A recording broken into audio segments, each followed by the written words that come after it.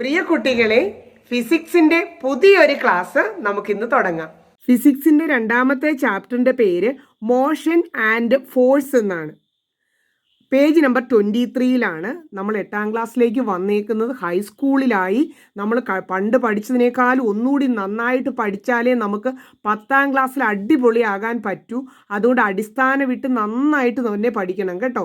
അതുകൊണ്ട് തന്നെ ടീച്ചർ പാഠഭാഗങ്ങളെല്ലാം ഓരോ പാഠഭാഗത്തിൻ്റെ എല്ലാ ഭാഗത്തും, ഹൈസ്കൂളിൽ അങ്ങനെയാണ്, എല്ലാ ഭാഗത്തും ക്വസ്റ്റ്യൻസ് ഒളിച്ചു കിടക്കും. അതുകൊണ്ട് എല്ലാ ഭാഗവും വായിച്ചും മനസ്സിലാക്കിയും പറഞ്ഞും പഠിക്കണം. ആ ഒരു രീതിയിൽ നിങ്ങളെ ഹെൽപ്പ് ചെയ്യത്തക്ക രീതിയിലാട്ടോ ടീച്ചർ ക്ലാസ് തരുന്നത്. അതുകൂടാതെ നിങ്ങളെ ഹെൽപ്പ് ചെയ്യാനായിട്ട് ടീച്ചർ ഒരു വാട്സാപ്പ് ഗ്രൂപ്പ് കൂടിയുണ്ട്. അതിൻ്റെ ലിങ്ക് ഡിസ്ക്രിപ്ഷൻ ബോക്സിലുണ്ട്. നിങ്ങൾക്കതിൽ ജോയിൻ ചെയ്യാൻ പറ്റും കേട്ടോ. അപ്പോൾ ടീച്ചറിനോട് പേഴ്സണലായിട്ട് സംശയങ്ങളൊക്കെ ചോദിക്കാം. പിന്നെ ഇതുവരെ ചാനൽ സബ്സ്ക്രൈബ് ചെയ്തിട്ടില്ലെങ്കിൽ ഒന്ന് സബ്സ്ക്രൈബ് ചെയ്ത് വെച്ചേര്. അപ്പോൾ ടീച്ചർ ഇടുന്ന വീഡിയോ ഒക്കെ അപ്പോൾ തന്നെ നമുക്ക് കാണാൻ പറ്റുമല്ലോ. ഇനി ഈ ക്ലാസ് തുടങ്ങുമ്പോൾ നമുക്ക് ആദ്യം കാണാൻ പറ്റുന്നത് ഒരു ചിത്രമാണ്. അവിടെ ഒരു ടീച്ചറും കുറേ കുട്ടികളും, ഒരു ക്ലാസ് റൂമാണ് കാണുന്നത്. ടീച്ചർ ചോദിക്കുകയാണ്. അപ്പോൾ അതൊക്കെ നമുക്ക് വായിച്ചു മനസ്സിലാക്കാൻ തന്നെ പറ്റണം. Children, are you still sitting in the same place where you were when the class started? Class start ചെയ്തപ്പം ഇരുന്ന സ്ഥലത്ത് തന്നെയാണോ നിങ്ങൾ ഇപ്പോഴും ഇരിക്കുന്നത്? കുട്ടികൾ ഓർത്ത് കാണും. നിങ്ങൾ മാറിയൊക്കെ ഇരുന്നോ എന്ന് ചില ടീച്ചർമാർ ചോദിക്കില്ലേ? അതുപോലെ ചോദിക്കുന്നതെന്ന് വിചാരിച്ച് പാവം കുട്ടികൾ വേഗം പറഞ്ഞു, teacher, we won't move from our place. ഞങ്ങളുടെ സ്ഥലത്തൊന്നും ചലിച്ചിട്ട് പോലുമില്ല, ഞങ്ങൾ മൂവ് ചെയ്തിട്ടേ ഇല്ല. അപ്പോൾ ടീച്ചർ പറയുകയാണ്, no, your position has been changed. നിങ്ങളുടെ പൊസിഷൻ മാറിയിട്ടുണ്ട്. അപ്പോൾ കുട്ടികൾ അതിനെ കേട്ട് കഴിഞ്ഞപ്പോൾ ഞങ്ങൾ എങ്ങനെ പൊസിഷൻ മാറി? അവരില്ലെന്ന് തർക്കിച്ച് കാണും. അപ്പോൾ നമുക്കും തോന്നിക്കാണും, നമ്മളങ്ങനെ ഹൈസ്കൂളിലാണ്, ഇപ്പോൾ പൊസിഷനൊന്നും മാറിയിരിക്കാറൊന്നുമില്ല. എന്നിട്ടും എന്താണാവോ അങ്ങനെ പറഞ്ഞത് എന്താണെന്ന് നമുക്ക് ഈ പാഠം പഠിച്ചു കഴിയുമ്പോൾ മനസ്സിലാകും. പാഠത്തിലെ എല്ലാം വായിച്ച് അർത്ഥമൊക്കെ എഴുതി വെച്ച് കൃത്യമായിട്ട് പഠിക്കണം, കൂടെ വായിക്കണം. In our daily life we always engage in some activities. നമ്മൾ ദിവസവും പല ആക്ടിവിറ്റീസ് ചെയ്യുന്നുണ്ട്. We move in various situation. നമ്മൾ പല സാഹചര്യത്തിലും നമ്മൾ മൂവ് ചെയ്യുന്നുണ്ട്. ലൈക്ക് റണ്ണിങ്, ഓടുന്നുണ്ട്, പ്ലേയിങ്, വാക്കിംഗ്, ഇതൊക്കെ നമ്മളുടെ മൂവ്മെൻറ്റ്സ് ആണ്. അതുകൂടാതെ നമ്മൾ ഡിഫറെൻറ്റ് ഫോംസ് ഓഫ് മോഷൻ കാണുന്നുണ്ട്. എ ബേർഡ് ഫ്ലൈയിങ്, നമ്മൾ പലപ്പോഴും കാണുന്നതാണ്. A car running, leaves swaying in the wind, ഇലകൾ അനങ്ങുന്നത്, കാറ്റിൽ ഇലകൾ അനങ്ങുന്നത്, ഇങ്ങനെ പല ചലനങ്ങൾ. ഇനി ഈ 2-3 പുസ്തകത്തിൽ എഴുതാൻ പറ്റുള്ളൂ, നമുക്ക് നിരവധി അറിയാമല്ലേ. ഇനി കുറേ എണ്ണം ഈ ചിത്രത്തിലും കൊടുത്തിട്ടുണ്ട്. ഈ ചിത്രത്തിൽ കൊടുത്തിരിക്കുന്നതിൻ്റെ എല്ലാം അത് എന്തൊക്കെ ചലനങ്ങളാണെന്ന് നിങ്ങൾ ഇവിടുന്ന് ലിസ്റ്റ് ചെയ്യാവോ എന്ന് ചോദിച്ചിട്ടുണ്ട്. നിങ്ങൾ ആ ചിത്രങ്ങൾ സൂക്ഷിച്ചു നോക്കിയിട്ട് അതൊന്ന് ലിസ്റ്റ് ചെയ്യണം കേട്ടോ. ചിത്രത്തിൽ കണ്ട ആ സിറ്റുവേഷൻസ് എല്ലാം ഇംഗ്ലീഷിൽ പറയാൻ പറ്റുമോ എന്നൊന്ന് നോക്കിക്കേ. Child sitting on a moving giant wheel, wood moving in a lorry, a flying bird, a person riding a horse, planets moving, books on a table. ഇതൊക്കെയാണ് നമ്മൾ കണ്ട സിറ്റുവേഷൻസ്. ആ സിറ്റുവേഷൻസ് ഒക്കെ കണ്ടപ്പോൾ ചിലത് മൂവ് ചെയ്യുന്നില്ലല്ലോ എന്ന് നമുക്ക് തോന്നി, ചിലത് മൂവിങ് ആണെന്ന് തോന്നി. അത് രണ്ടും കൂടെ ഒന്ന് ടാബുലേറ്റ് ചെയ്യാമോ? ഒരു ടേബിളിലാക്കുന്നതിനാണ് ടാബുലേറ്റ് എന്ന് പറയുന്നത്. അപ്പോൾ ഒന്നാമത്തെ കോളത്തിൽ object changing position relative to surroundings. ചുറ്റുപാടുകളെ വെച്ച് നോക്കുമ്പോൾ, പുറമേ ഭാഗത്ത് വെച്ച് നോക്കുമ്പോൾ പൊസിഷൻ മാറിക്കൊണ്ടിരിക്കുന്ന ചേഞ്ച് ഏതായിരുന്നു? ആ 6 എണ്ണത്തിൽ 3 എണ്ണം പൊസിഷൻ മാറുന്നത് പോലെ ആണ്.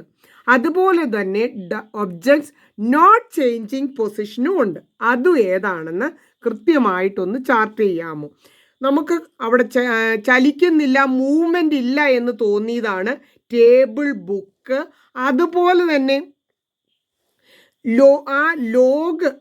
ലോറിയും കൂടി. ആ ലോറിക്ക് നമുക്ക് നോക്കുകയാണെങ്കിൽ അതിലിരിക്കുന്ന ലോഗിനും ആ ലോറിക്കും കൂടെ അവർക്ക് പരസ്പരം എന്നാ തോന്നുക?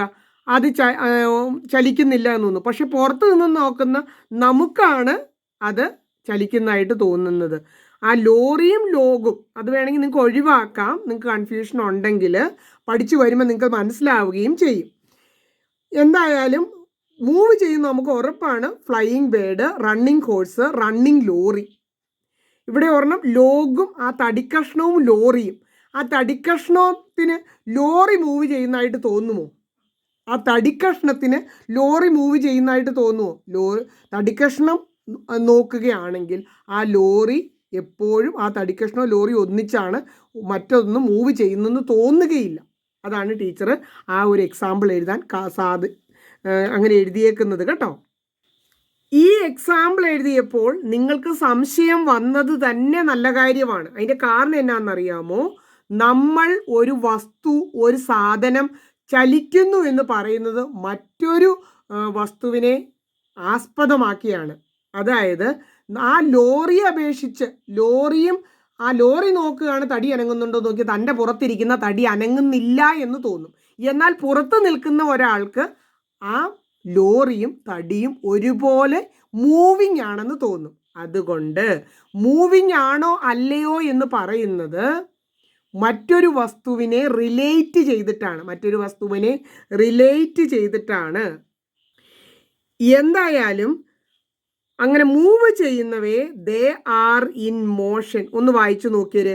Object that change the position with respect to their surroundings. അവരുടെ സറൗണ്ടിങ്സ് എഴുതി വയ്ക്കുക. ചുറ്റുപാടുകൾ, ചുറ്റുമുള്ള ഭാഗങ്ങൾ. ചുറ്റുപാടുകളെ അപേക്ഷിച്ച് പൊസിഷൻ മാറുന്നുവെങ്കിൽ മോഷനിലാണെന്നും, while those do not change position, ചുറ്റുപാടുകളെ അപേക്ഷിച്ച് പൊസിഷൻ മാറുന്നില്ല എങ്കിൽ അതിനെ സ്റ്റേഷനറി എന്നുമാണ് പറയുന്നത്. അടുത്ത പേജിൽ നമ്മുടെ കൺഫ്യൂഷൻ എല്ലാം മാറ്റാൻ നല്ലൊരു ചാർട്ടും കുറച്ച് ചോദ്യങ്ങളും ഉണ്ട്. അത് പറയുമ്പോഴത്തേക്കും നമുക്ക് ഈ മോഷൻ, മൂവിങ് എന്നുള്ള കൺസെപ്റ്റ് നമുക്ക് നന്നായിട്ട് പിടികിട്ടും. നമുക്കത് താരതമ്യപ്പെടുത്താൻ നമ്മൾ അടിപൊളിയായിട്ട് മനസ്സിലാക്കും. വീണ്ടും നമ്മളോട് ചോദിച്ചേക്കാണ് ഒരു ചോദ്യം തുടങ്ങുന്നത്. Is a child sitting on a moving giant wheel in motion relative to a child sitting near by.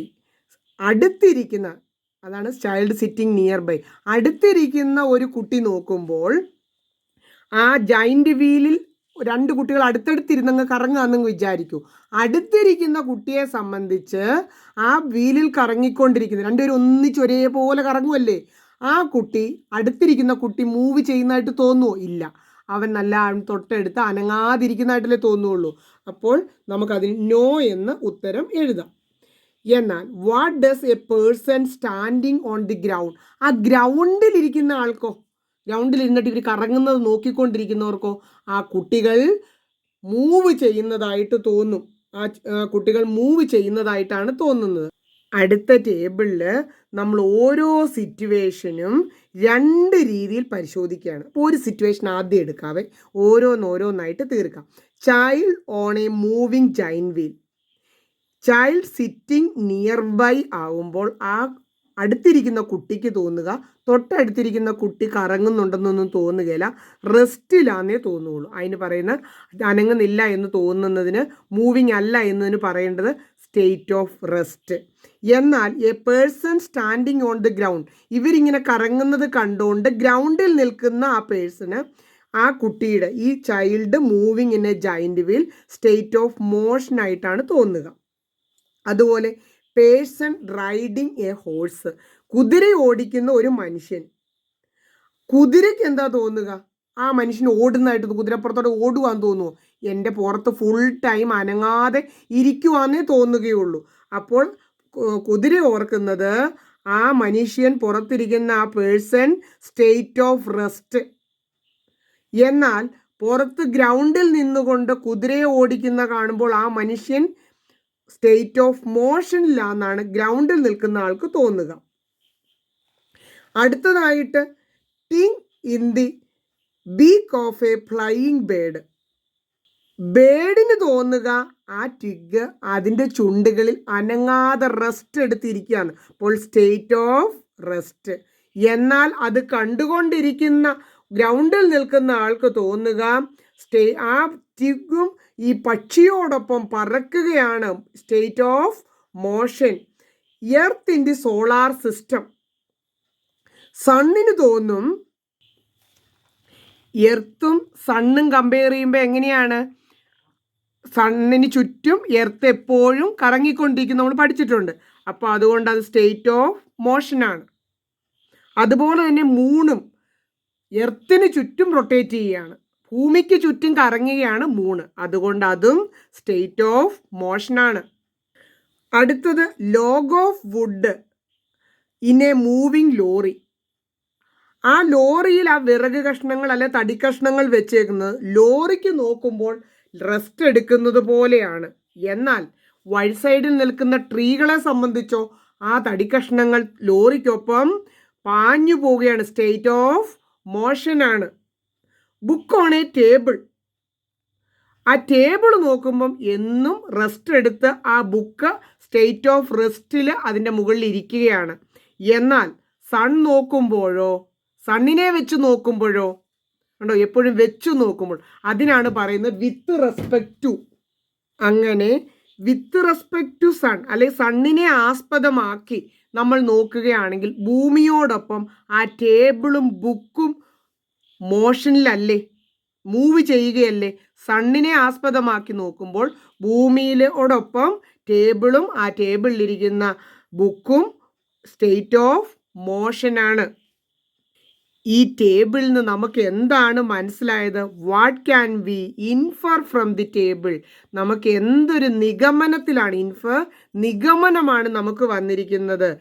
To determine whether an object is moving we need to refer to another object. Moving ആണോ എന്ന് പറയണമെങ്കിൽ നമ്മൾ മറ്റൊരു ഒബ്ജക്റ്റുമായിട്ട് another object, മറ്റൊരു വസ്തുവുമായി, ഇപ്പോൾ object വസ്തുവുമായി refer ചെയ്യണം, താരതമ്യം ചെയ്യണം.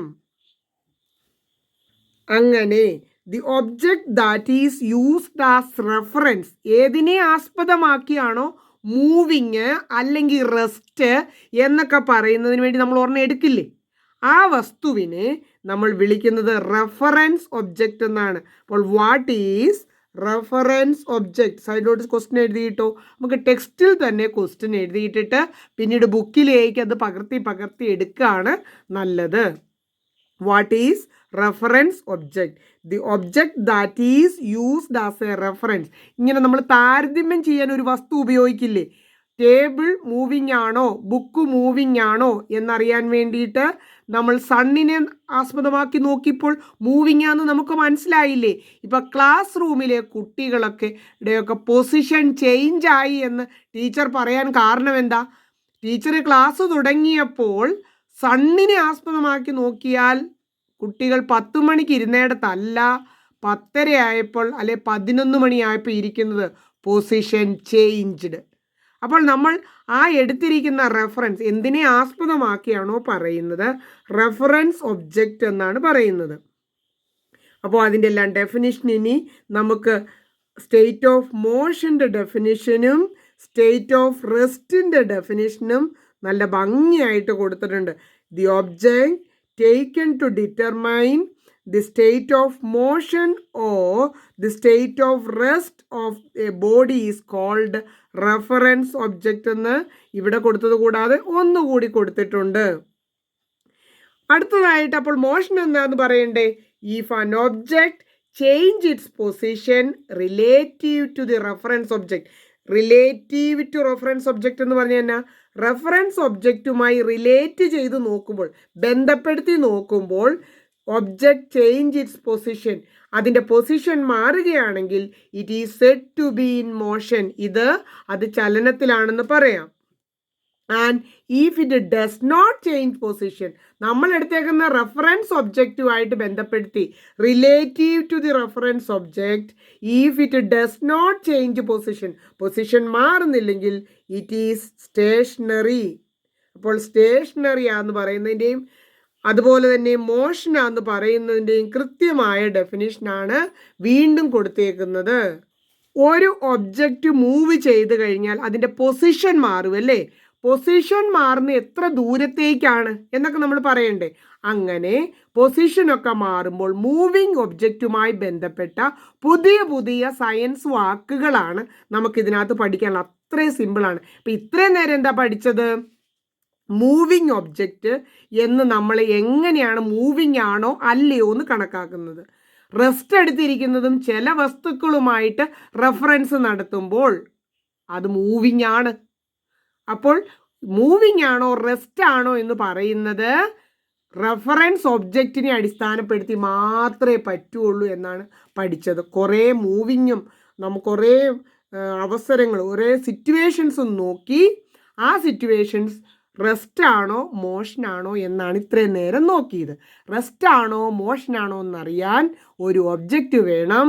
ആ ഒബ്ജക്റ്റിനെ റെഫറൻസ് ഒബ്ജക്റ്റ് എന്ന് പറയുന്നു. റെഫറൻസ് ഒബ്ജക്റ്റുമായിട്ട് ബന്ധപ്പെടുത്തി പൊസിഷൻ മാറുവാണെങ്കിൽ it is in motion, or the position is not change, then it is ആ വസ്തു സ്റ്റേഷനറി, അനങ്ങിയിട്ടില്ല, റെസ്റ്റ് ആണെന്നും പറയാം. അപ്പം അടുത്ത പേജിൽ നമുക്ക് മൂവിങ്ങുമായി ബന്ധപ്പെട്ട നല്ല എളുപ്പമുള്ള വാക്കുകളാട്ടോ. അതുകൊണ്ട് നല്ല അടിപൊളിയായിട്ട് ഫിസിക്സ് പഠിക്കണം കേട്ടോ. ഇനി പഠിക്കുന്നത് എവിടെയെന്ന് ചോദിച്ചു കഴിഞ്ഞാൽ മറക്കാതെ സ്മിത ടീച്ചറിൻ്റെ ക്ലാസ്സിൻ്റെ പേരും പറയണം കേട്ടോ. അടുത്ത പേജിൽ പറയുകയാണ്, മൂവ് ചെയ്താൽ there is A change in position. Position എന്ന് പറഞ്ഞാൽ സ്ഥാനം, അറിയത്തില്ലേ, എഴുതി വെച്ചോണം. സ്ഥാനത്തിന് മാറ്റമുണ്ടാകും. ചേഞ്ച് എന്ന് പറഞ്ഞാൽ മാറ്റം. അപ്പോൾ അതൊന്ന് മെഷർ ചെയ്താലോ, മെഷർ ചെയ്യുക, അളക്കുക. Let us try measuring the change in position. അതിൻ്റെ ആ മാറ്റം ഒന്ന് മെഷർ ചെയ്താലോ, അളന്ന് നോക്കിയാലോ. അങ്ങനെ അളന്നെടുക്കുന്നതിനെയാണ് ഡിസ്റ്റൻസ് എന്ന് പറയുന്നത്. ഇതിവിടെ ഒരു ട്രാക്ക് വരച്ചേക്കുന്നില്ല, അടിപൊളിയായിട്ട് ട്രാക്ക് വരച്ചേക്കുന്നതുകൊണ്ടാട്ടോ ഇത്ര ഭംഗിയായിട്ടിരിക്കുന്നത്. ഒരു 400 മീറ്റർ ട്രാക്കിൻ്റെ ചിത്രമാണ് താഴെ കൊടുത്തിരിക്കുന്നത്. ആൾക്കാരൊക്കെ നിൽക്കേണ്ടതൊക്കെ അതിൽ നല്ലവണ്ണം അടയാളപ്പെടുത്തിയിട്ടുണ്ട്. ഇങ്ങനെ സൂക്ഷിച്ച് നോക്കുമ്പോൾ നിങ്ങൾക്ക് കാണാം. അങ്ങനെയാണെങ്കിൽ ഇതൊരു 400, ഇതിൻ്റെ ഒരു സ്റ്റാർട്ടിംഗ് പോയിൻ്റിൽ നിന്ന് തുടങ്ങി ഫിനിഷിംഗ് പോയിൻ്റിൽ എത്തുമ്പോൾ 400 മീറ്റർ, 400 മീറ്റർ ട്രാക്കാണ് കേട്ടോ. അങ്ങനെയാണെങ്കിൽ ഒരു ചോദ്യമുണ്ട്, നിങ്ങൾ ഒന്ന് നോക്കി പറയണമെന്നാണ് പറഞ്ഞേക്കുന്നത്. What will be the length of the path travelled by an athlete completing 2 rounds on this track. ഇതിൽ 2 റൗണ്ട് ഓടിയാൽ, ഒരു റൗണ്ട് ഓടിയാൽ 400 മീറ്റർ, 2 റൗണ്ട് ഓടിയാൽ what will be the length of the path travel, എന്തുമാത്രം വഴി ട്രാവൽ ചെയ്യും by an athlete, complete ചെയ്യുക 2 rounds on this track. 2 round ഓടിക്കഴിഞ്ഞ് എത്ര ദൂരം പോകും? എത്ര സിമ്പിൾ ചോദ്യം അല്ലേ, 800. ഈ ചോദ്യമൊക്കെ വായിച്ചാൽ നമുക്ക് മനസ്സിലാകുമെന്ന് നോക്കുന്നേ ഉള്ളെന്നേ. അതുകൊണ്ട് വീണ്ടും വീണ്ടും വായിച്ച് ചോദ്യങ്ങളിങ്ങനെ വായിച്ച് വരുമ്പോഴേ മനസ്സിലാക്കാനായിട്ട് നമുക്ക് പറ്റണം കേട്ടോ. അടുത്തത്, the distance is the length of the path travelled by an object. Distance എന്ന വേർഡ് നമ്മൾ പഠിക്കണം. ഡിസ്റ്റൻസ് എന്താണെന്ന് പഠിക്കണം. It is the length of the path travelled by an object.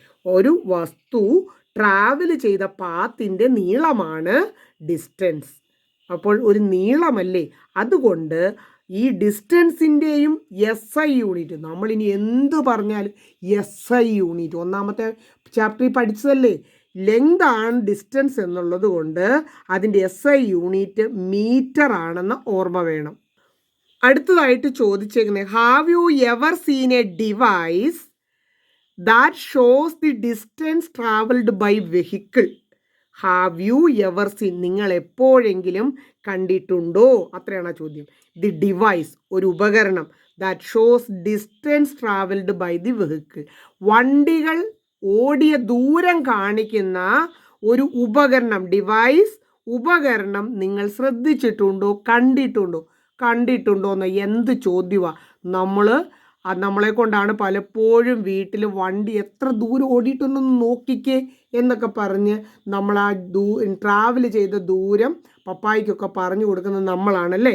അപ്പോൾ അവിടെ ഒരു ഉപകരണമുണ്ട്, പക്ഷെ ആ ഉപകരണത്തിൻ്റെ പേര് നമ്മൾ മീറ്ററെ നോക്കി എന്നൊക്കെയാണ് പറയുക. ശരിക്കുള്ള പേര് നമ്മുടെ പരീക്ഷയ്ക്ക് ചോദിക്കും. അത് ഓഡോമീറ്റർ എന്നാണ്. അപ്പോൾ അത് പരീക്ഷയ്ക്ക് ചോദിക്കും. Odometer records distance in kilometre that is used in vehicle. വണ്ടിയിൽ ഉപയോഗിക്കുന്ന ആ മീറ്ററിൻ്റെ പേര് ഓഡോമീറ്റർ. അതിനകത്ത് ഓടുന്ന ദൂരം, ഡിസ്റ്റൻസ് മെഷർ ചെയ്യുന്നത് SI യൂണിറ്റിലാണോ? അല്ല, കിലോമീറ്ററിൽ ആണ്. ഒരു ഓഡോമീറ്ററിൻ്റെ ചിത്രം ഇവിടെ കൊടുത്തിട്ടുണ്ട്. ചിലപ്പോൾ ഈ ചിത്രം നമ്മുടെ ക്വസ്റ്റ്യൻ പേപ്പറിൽ കൊടുത്തിട്ട് ഇത് എന്ത് ഡിവൈസ് ആണെന്നായിരിക്കും ചോദിക്കുക. What is the device shown in the picture എന്ന് ചോദിക്കും. ആ ചിത്രത്തിൽ കാണുന്ന ഉപകരണം, ഡിവൈസ്, ഉപകരണം ഏതാണ്? ഇംഗ്ലീഷിൽ അർത്ഥം എഴുതിയിട്ടോണേ. അപ്പോൾ ഓഡോമീറ്റർ എന്നെഴുതണം. ടീച്ചർ പറഞ്ഞല്ലോ എല്ലാ ഭാഗത്തും ക്വസ്റ്റ്യൻ കിടക്കാണ്. അതുകൊണ്ട് പുസ്തകം കണ്ട് പുസ്തകത്തിൽ എഴുതി പുസ്തകം വായിച്ച് അടിപൊളിയായിട്ട് പഠിക്കണം. അടുത്ത സെൻറ്റൻസ് പറഞ്ഞിരിക്കുന്നത് 1 കിലോമീറ്റർ 1000 മീറ്റർ ആണെന്ന് നമ്മൾ നമ്മുടെ ഒന്നാമത്തെ ചാപ്റ്ററിൽ പഠിച്ചിട്ടുണ്ട്. ഒന്ന് മറന്നെങ്കിൽ ഓർത്തെടുത്തോ, അത് പൂരിപ്പിക്കാൻ ചോദിക്കും. അപ്പോൾ നമുക്കിവിടെ കിലോമീറ്ററിൽ 1 കിലോമീറ്റർ എന്നാണ് കാണിക്കുന്നതെങ്കിൽ 1000 മീറ്റർ ആണെന്ന് ഓർക്കണം. അതേപോലെ 2 കിലോമീറ്റർ എന്നാണ് നമ്മുടെ ഓഡോമീറ്റർ നമ്മുടെ വണ്ടിയിൽ കാണിക്കുന്നതെങ്കിലോ അത് 2000 മീറ്റർ ആണെന്ന് ഓർക്കണം. അപ്പോൾ അങ്ങനെ നമ്മൾ കൃത്യമായിട്ട് കണക്കാക്കാനായിട്ട് കൂട്ടിയെടുക്കാനായിട്ട് പഠിക്കണം.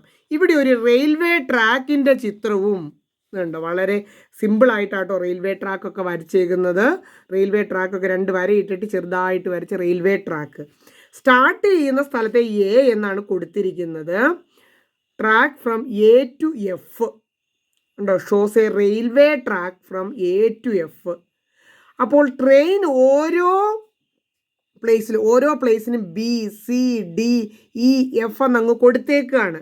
അപ്പോൾ പ്ലേസ് കണ്ടോ, എ എന്നാണ് കൊടുത്തിരിക്കുന്നത്. എ എന്ന പ്ലേസിലെത്തിയപ്പം എത്ര ഡിസ്റ്റൻസ് ട്രാവൽ ചെയ്തു?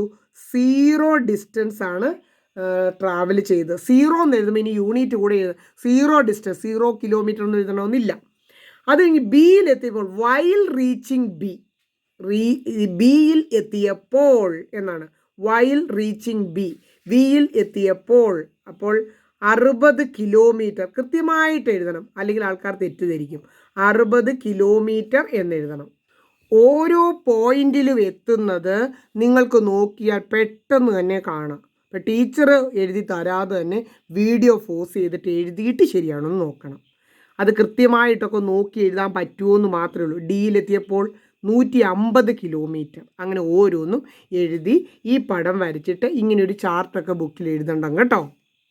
ഇപ്പോൾ നമ്മൾ മൂവിങ് ഒബ്ജക്റ്റുമായിട്ട് എന്തെങ്കിലും ചലിച്ചാൽ ആ മൂവിങ്ങുമായി ബന്ധപ്പെട്ട നല്ലൊരു വാക്ക് പഠിച്ചു. ഫസ്റ്റ് വാക്ക് ഡിസ്റ്റൻസ് ആയിരുന്നു. ഡിസ്റ്റൻസിൻ്റെ യൂണിറ്റ് SI യൂണിറ്റ് ആണ് മീറ്റർ.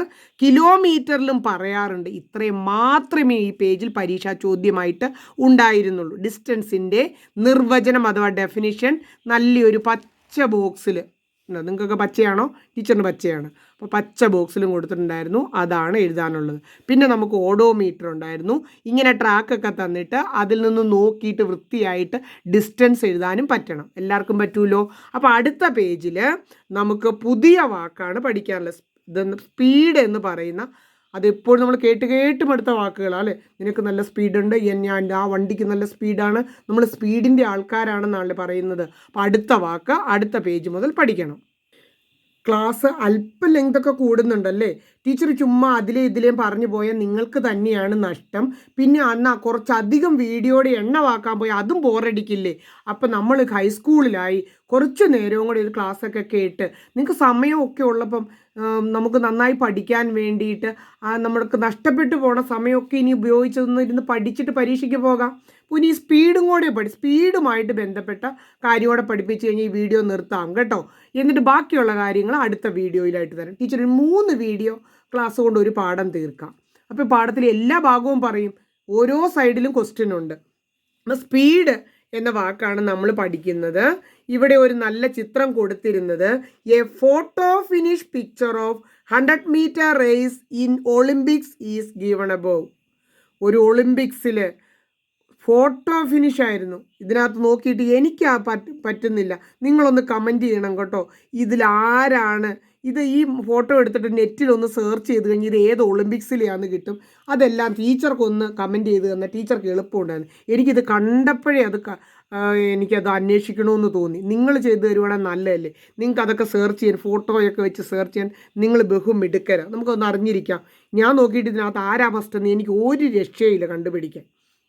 അപ്പോൾ ആ 100 metre the athlete who completed 100 metre, ആരാണോ ആ 100 metre complete in least time, ഏറ്റവും കുറഞ്ഞ സമയം. ഇപ്പോൾ എഴുതി വെക്കുക, ലീസ്റ്റ് ടൈം എന്ന് പറഞ്ഞു കഴിഞ്ഞാൽ അതിൽ കുറഞ്ഞൊരു സമയം ഇല്ല, ലീസ്റ്റ് ടൈമിൽ അത് ഫിനിഷ് ചെയ്ത ആളാണ് വിന്നർ, ജയിച്ചവൻ. അപ്പോൾ നമുക്ക് സ്പീഡ് കണ്ടുപിടിക്കാനുള്ള ഒരു experiment, let us do an experiment to measure speed. Speed measure ചെയ്യാന്ന് പറഞ്ഞ് ഇച്ചിരി പറഞ്ഞായിരുന്നു, അളക്കാൻ. അപ്പോൾ ഇവിടെ വളരെ സിമ്പിളായിട്ടാണ് പറഞ്ഞേക്കുന്നത്. അത് നിങ്ങൾക്ക് ഒരു ചെയ്തു നോക്കാവുന്നതാണ്. ഒരു ഗ്ലാസ് ജാർ എടുക്കുക, take a glass jar, mark അതിനകത്ത് മുകൾ ഭാഗത്ത് ടോപ്പ് മാർക്ക് ചെയ്യുക, എ എന്ന് മാർക്ക് ചെയ്യുക, അതുപോലെ അതിൽ ബോട്ടം ബി എന്ന് മാർക്ക് ചെയ്യുക. And fill the glass jar with glycerine. Glycerine വേണം അതിനകത്ത് ഒഴിക്കാൻ. അതായത് അതിനകത്തൊരു കല്ലൊക്കെ ഇട്ട് കഴിഞ്ഞാൽ വെള്ളമാണെങ്കിൽ ടപ്പേന്നത് താഴേക്ക് പോവുകയുള്ളൂ. നമുക്ക് പിന്നെ കല്ലിൻ്റെ സ്പീഡ് അളക്കാനൊന്നും പറ്റില്ല. പക്ഷേ ഗ്ലിസറിനാണ് നിറയ്ക്കുന്നതെങ്കിൽ നമ്മളിടുന്ന ഒരു ചെറിയ കല്ല് പതുക്കെ പതുക്കെ താഴേക്ക് പോകും. ഗ്ലിസറിനൊക്കെ നമുക്ക് വീട്ടിലിപ്പം നമ്മൾ നമ്മുടെ കൈകളിലും കാലുകളിലും ഒക്കെ പുരട്ടാനൊക്കെ ആയിട്ട് മേടിക്കാറുണ്ട്. നല്ല ഗ്ലാസ് ജാറൊക്കെ ആണെങ്കിൽ അതിൽ നീറ്റായിട്ട് ഒഴിച്ചിട്ട് തിരിച്ച് വൃത്തിയായിട്ട് അതിൻ്റെ കുപ്പിയിൽ ഒഴിച്ചു വെച്ചാൽ നമുക്ക് തന്നെ ഇത് ചെയ്യാം കേട്ടോ. അപ്പോൾ എന്നിട്ടൊരു കല്ലെടുത്തിട്ട് പതുക്കെ എയിൽ നിന്നും എ വരെ ഗ്ലിസറിന് ഒഴിക്കണം. ഗ്ലിസറിൻ്റെ അളവനുസരിച്ച് എ എന്നുള്ള മാർക്ക് നമുക്ക് ഇഷ്ടമുള്ളിടത്ത് കൊടുത്താൽ മതി. And start A stop watch when stone reaches A. എയിൽ തൊട്ട് തുടങ്ങുമ്പോൾ സ്റ്റോപ്പ് വാച്ച് സ്റ്റാർട്ട് ചെയ്യണം. എന്നിട്ട് ബിയിലെത്താനുള്ള സമയം അളന്നു നോക്കണം. ടീച്ചർ ചെയ്തപ്പോൾ ഒരു 4 സെക്കൻഡാണ് എടുത്തത്. ടീച്ചറിൻ്റെ ആ ദൂരം ഇങ്ങനെ ടീച്ചർ എടുത്ത ജാറിൽ അളന്നപ്പോൾ അതൊരു 20 സെൻറ്റിമീറ്റർ ഉണ്ടായിരുന്നു. അപ്പോൾ അത് 1 സെക്കൻഡിൽ എത്ര ട്രാവൽ ചെയ്ത് കാണും? 1 സെക്കൻഡിൽ ട്രാവൽ ചെയ്തത് 4 സെക്കൻഡിൽ 20 ആണെങ്കിൽ 1 സെക്കൻഡിലെ കണ്ടുപിടിക്കാൻ 20നെ 4 കൊണ്ട് ഹരിച്ച് 5 സെൻറ്റിമീറ്റർ ആണത് 1 സെക്കൻഡ് ട്രാവൽ ചെയ്തത്. 1 സെക്കൻഡിൽ ട്രാവൽ ചെയ്യുന്ന ഡിസ്റ്റൻസിനെയാണ് സ്പീഡ് എന്ന് പറയുന്നത്. അത് ഇവിടെ നല്ല ഡെഫിനിഷൻ, നല്ല നിർവചനം. Speed is the distance travelled by an object in unit time. അല്ലെ 1 സെക്കൻഡ്. ഇത് കണ്ടോ, SI unit of speed is metre. ഇത് മുഴുവൻ പരീക്ഷാ ചോദ്യമാണ്. സ്പീഡ് എന്താണെന്ന് എഴുതാൻ ചോദിക്കും. സ്പീഡിൻ്റെ യൂണിറ്റ് നമ്മൾ മീറ്റർ ആണ്, ലെങ്തിൻ്റെ യൂണിറ്റ്, ഡിസ്റ്റൻസിൻ്റെ യൂണിറ്റ് എന്നൊക്കെ പഠിച്ചില്ലേ? അതുപോലെ സ്പീഡിൻ്റെ യൂണിറ്റ് മീറ്റർ പെർ സെക്കൻഡ്. ഈ സ്ലാഷ് ഇട്ടേക്കുന്നതിന് എങ്ങനെയാണ് വായിക്കേണ്ടത്? സ്ലാഷ് എന്നല്ല, metre per, PER per second. വീണ്ടും വീണ്ടും പറഞ്ഞേക്കുക, കുട്ടികളങ്ങ് നന്നായി പഠിച്ചോട്ടെ എന്ന് ഓർത്താണ്. SI unit of speed is metre per second. Although, എന്നിരുന്നാലും, ഓൾദോ എന്ന് പറഞ്ഞാൽ എന്നിരുന്നാലും, അങ്ങനെ ആണെങ്കിലും നമ്മൾ മീറ്റർ ആണെങ്കിലും കിലോമീറ്റർ ഒക്കെ പറയല്ലേ. സ്പീഡ് ഓഫ് വെഹിക്കിൾ നമ്മൾ പറയുന്നത് കിലോമീറ്റർ പെർ അവറിലാണ്. വണ്ടിയുടെ സ്പീഡ് പറയുന്നത് പരീക്ഷയ്ക്ക് ചോദിക്കൂലേ, കിലോമീറ്റർ പെർ അവറിലാണ്. ഇത് വായിക്കേണ്ടത് കിലോമീറ്റർ പെർ, ഇങ്ങനെ ഒരു വര കാണുന്നിടത്തെല്ലാം PER പെർ എന്ന് പറഞ്ഞാണ് വായിക്കേണ്ടത്. അപ്പോൾ നമുക്ക് ഒരു സംശയം, ഈ കിലോമീറ്റർ പെർ അവറും മീറ്റർ പെർ സെക്കൻഡും തമ്മിൽ എന്താണ് ബന്ധം? ആ ബന്ധം ഇവിടെ അവർ എഴുതിയിട്ടിട്ടുണ്ട്. ഒന്നുകിൽ നമ്മൾ കാണാതെ അതൊന്ന് പഠിച്ചു വെക്കണം. ഇനി എന്നിട്ട് അവർ ചോദിച്ചിട്ടുണ്ട്, കാണാതെ പഠിക്കുമ്പോൾ ഇങ്ങനെ പഠിക്കുക, 1 kilometre per hour, 1 kilometre per hour is equal to 5/18 metre per second. 5/18 metre per second. ഇനി അതെങ്ങനെയാണ് ഇത് കിട്ടിയത്, ഈ നമ്പർ എങ്ങനെയാണ് കിട്ടിയെന്ന് പല കൂട്ടുകാർക്ക് സംശയം കാണും. അപ്പോൾ അതൊക്കെ പറഞ്ഞു കൊടുത്തു വേണം നമ്മൾ 9ലേക്കും 10ലേക്കും ഒക്കെ പഠിക്കാനായിട്ട് കയറാൻ. അപ്പോൾ 1 കിലോമീറ്റർ പെർ അവർ എന്ന് പറഞ്ഞാൽ 5/18, 5നെ 18 കൊണ്ട് കഴിച്ച് മീറ്റർ പെർ സെക്കൻഡ് ആണ്. ഈ 5 18 എവിടെ നിന്ന് വന്നെന്ന് നോക്കാം. അതിന് വേണ്ടി ടീച്ചർ അതെങ്ങനെ വന്നു എന്ന് ഇവിടെ ചോദിച്ചിട്ടുണ്ട്. നിങ്ങൾക്ക് അറിയാവോ എന്ന് ചോദിച്ചിട്ട് പറഞ്ഞു തന്നിട്ടില്ല. അപ്പോൾ ടീച്ചർ എഴുതാൻ പോവുകയാണ്, 1 കിലോമീറ്റർ പെർ അവർ എന്നുള്ളത് ഇങ്ങനെ എഴുതി ഉണ്ടോ. ആ ഇങ്ങനെ വരച്ചാലും അർത്ഥം ഈ താഴെ ഇങ്ങനെ തന്നെ വരയ്ക്കണമെന്നാണ്. 1 കിലോമീറ്റർ പെർ അവർ എന്ന് അവരിങ്ങനെ എഴുതി, ടീച്ചർ ഇങ്ങനെ എഴുതി. എന്നിട്ട് 1 കിലോമീറ്റർ എന്ന് പറഞ്ഞാൽ 1000 മീറ്റർ ആണെന്ന് എല്ലാവർക്കും നമ്മൾ തൊട്ട് മുമ്പ് പറഞ്ഞു തീർത്തതേ ഉള്ളൂ. അപ്പം മീറ്ററായി കണ്ടോ, മോൾ ഭാഗത്തെ മീറ്ററായി. നമുക്ക് മീറ്റർ പെർ സെക്കൻഡിലേ വേണ്ടത്, മുകളിൽ മീറ്ററും താഴെ സെക്കൻഡും അല്ലേ വേണ്ടത്. അപ്പോൾ ഇവിടെ മീറ്ററാക്കി. ഇനി അവർ എന്ന് പറഞ്ഞാൽ 1 അവർ, അതാണ് വെറും അവർ എന്നിട്ട് 1 അവർ എന്നാ. 1 അവർ എന്ന് പറയുന്നത് 3600 സെക്കൻഡാണ്. ഇനി നോക്കിക്കേ, മീറ്റർ പെർ സെക്കൻഡ് എന്നായില്ലേ ഈ സൈഡ്. ഇത് കൃത്യമായിട്ടൊന്ന് ഇത് കൃത്യമായിട്ടൊന്ന് ഹരിച്ചെടുത്ത് കഴിഞ്ഞാൽ ഇത് കണ്ടോ, അങ്ങനെ ഒരു പരിപാടിയില്ലേ. നമ്മൾ വൺസിൻ്റെ സ്ഥലത്തെ 0 കട്ട് ചെയ്തു, 100ൻ്റെ സ്ഥലത്തെ സെക്കൻഡ് പൊസിഷനിലെ സീറോസ് കട്ട് ചെയ്തു. ഇനി നമുക്ക് 10/36 എന്ന് കിട്ടി. അത് കൃത്യമായിട്ട് 10നെ നമ്മൾ 5 എന്ന് 2 കൊണ്ട് ഡിവൈഡ് ചെയ്ത് എഴുതി, 36നെ 18. നിങ്ങൾക്ക് കാണാമായിരുന്നോ? 5/18. ദേ ഇവിടെ മിച്ചം മീറ്റർ പെർ സെക്കൻഡ്. അപ്പോൾ അതെല്ലാം കിട്ടിയില്ലേ? 5/18. ഈ മീറ്റർ പെർ സെക്കൻഡാണ് മീറ്റർ പെർ സെക്കൻഡ്. കണ്ടോ എങ്ങനെ കിട്ടി എന്ന് വെച്ചാൽ നമ്മൾ അടിപൊളിയായിട്ട് എഴുതി വെച്ചിട്ടുണ്ട്. കണ്ടോ? അപ്പോൾ ഇത് നിങ്ങൾ കൂട്ടുകാരെയും കൂടെ ഇതൊന്ന് ചെയ്ത് കാണിക്കണം കേട്ടോ, ഇങ്ങനെയാണ് കിട്ടുന്നതെന്ന്. അടുത്ത പേജിൽ പരീക്ഷയ്ക്ക് തീർച്ചയായും ചോദിക്കുന്ന ഒരു കണക്കാണ് കൊടുത്തിരിക്കുന്നത്. ആ കണക്ക് സ്പീഡ് കണ്ടുപിടിച്ചിട്ട് എ എന്ന് പറയുന്ന ബസ്സും ഉണ്ട്, ബി എന്ന് പറയുന്ന ബസ്സും ഉണ്ട്. ഓരോന്നും സഞ്ചരിച്ച ദൂരവും സെക്കൻഡും തന്നിട്ടുണ്ട്. സ്പീഡ് കണ്ടുപിടിച്ചിട്ട് ആരാണ് ഫാസ്റ്റർ എന്ന് കണ്ടുപിടിക്കുന്നത്, ആർക്കാണ് സ്പീഡ് കൂടുതൽ. അപ്പോൾ ടീച്ചർ ഹരിക്കുന്നതും അത് ചെയ്യുന്നതും എല്ലാം കാണിച്ചുന്ന വീഡിയോ എന്തായാലും ഒരു കുറച്ച് സമയങ്ങൾ എടുക്കും. അപ്പോഴേക്കും നിങ്ങൾക്ക് വിഷമമായിട്ട് അല്ലെങ്കിൽ വീഡിയോയുടെ സമയം കാണുമ്പോൾ പിന്നെ വീഡിയോ കാണൂല. അതുകൊണ്ട് അടുത്ത വീഡിയോയിലാണ് കാണുന്നത്. അതിൻ്റെ ലിങ്ക് ടീച്ചർ ഫസ്റ്റ് കമൻ്റായിട്ടും ഡിസ്ക്രിപ്ഷൻ ബോക്സിലൂടെ തന്നേക്കാം. നിങ്ങൾ ഈ വീഡിയോ കണ്ടിരിക്കുന്നവർ അപ്പോൾ തന്നെ അതിൻ്റെ ലിങ്ക് എടുത്ത് കണ്ടു തുടങ്ങണം കേട്ടോ. ഈ വീഡിയോ കാണുമ്പോൾ ഒരു സങ്കടം തോന്നാതിരിക്കാൻ ഇത് ഇവിടെ വെച്ച് നിർത്താണ്. നമുക്ക് അടുത്ത ക്ലാസ്സിൽ ഈ കണക്കിലാണ് തുടങ്ങുന്നത്. അപ്പോൾ അങ്ങനെ തുടങ്ങുമ്പോൾ നിങ്ങൾക്ക് ചെറിയ വീഡിയോ ആയിട്ട് തോന്നൂലേ, അതിനൊരു ട്രിക്കാണ് ടീച്ചറിൻ്റെ. അപ്പോൾ ടീച്ചറിൻ്റെ ക്ലാസ്സിനെ കുറിച്ചുള്ള കമൻ്റ് എല്ലാം നിങ്ങൾ കമൻറ്റ് ബോക്സിൽ കാണണം. ടീച്ചറിൻ്റെ മനസ്സങ്ങ് നിറയണം. അപ്പോൾ നമുക്ക് അടുത്ത ക്ലാസ്സിൽ കാണാം. ഇന്നത്തെ ക്ലാസ്സിൽ നിന്ന് പഠിച്ചോ? ക്ലാസ് ഇഷ്ടമായെങ്കിൽ നിങ്ങളുടെ കൂട്ടുകാരോടൊക്കെ ഈ ക്ലാസ്സിനെ പറ്റിയും ടീച്ചറിനെ പറ്റിയും പറയണം. ക്ലാസ്സിൽ നിന്ന് ചെറിയ ക്ലാസ്സുകളിൽ നിന്ന് നോട്ടൊക്കെ തയ്യാറാക്കി അടിപൊളിയായിട്ട് പഠിച്ചെടുക്കാം. കെമിസ്ട്രി, ഫിസിക്സ് എന്നൊക്കെ പറയണം. ഇതുവരെ ചാനൽ സബ്സ്ക്രൈബ് ചെയ്തിട്ടില്ല എങ്കിൽ മറക്കാതെ സബ്സ്ക്രൈബും ചെയ്യണം കേട്ടോ.